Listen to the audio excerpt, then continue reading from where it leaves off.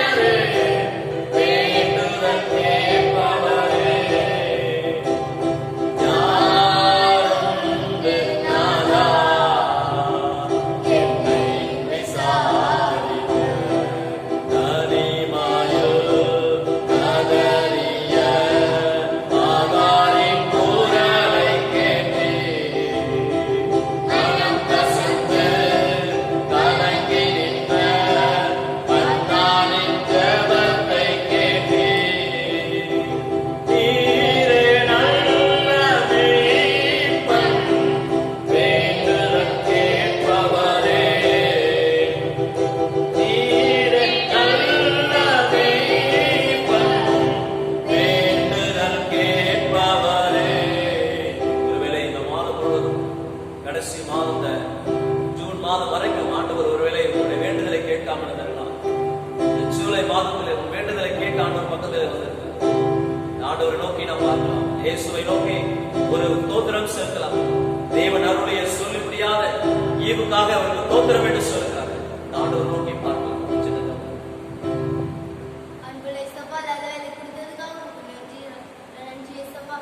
காணொலி வழியாக எத்தனை பேர் பார்க்குறாங்க ராஜா, அவங்களை நீங்க ஆசீர்வதிங்க, தேவைகளை சந்திங்க ராஜா. சபா கேட்க போற வார்த்தைகளை நீங்களே எங்களோடு பகிர்ந்து கொள்ளுங்க ராஜா. இந்த ஜூன் மாதம் எங்களை பாதுகாத்து வழிநடத்துறதுக்காக இப்ப நன்றி ராஜா. புதிய மாதத்துக்குள் கடந்து போற ராஜா, அப்பயும் நீங்க ஆசீர்வதித்து பலப்படுத்துங்க ராஜா. நீங்களே ஆசீர்வதிங்க, தேவைகளை சந்திங்க ராஜா. இயேசுவின் நாமத்தில் ஜெபிக்கிறோம் நல்ல பிதாவே.